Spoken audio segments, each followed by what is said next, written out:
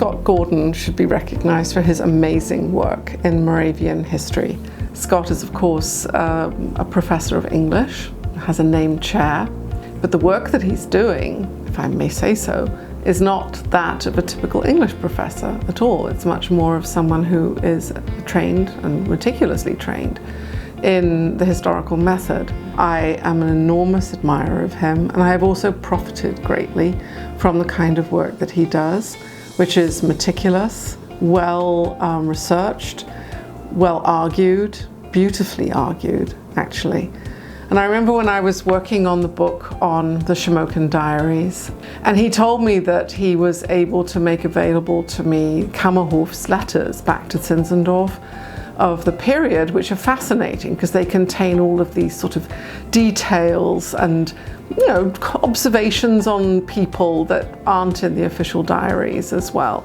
And I just thought this is typical of Scott, always wanting to share what he has, always wanting to talk about the work that he's done, but also very, very open to discussion. It's very refreshing to see that openness to always learning, and it's always been an incredible privilege to work with him.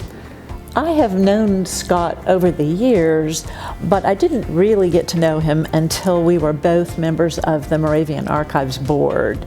It was such a privilege to serve with him on that board. And then, of course, when we were planning to think about doing walking tours, he was in the process of doing really groundbreaking research on the people who were enslaved in Bethlehem, and there are not many of them, but that story is really quite remarkable, and Scott was in the throes of doing that research. It's been such a fruitful partnership. Yeah.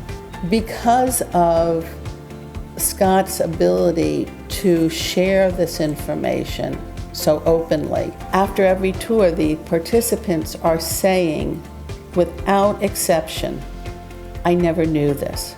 I wish I had known this.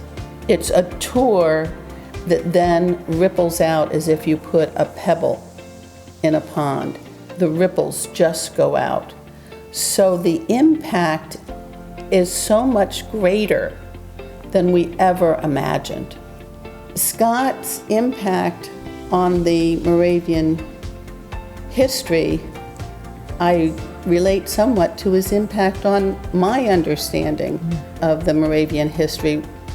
The ability for Scott to dispel the misinformation and the myths that I understood and took for fact.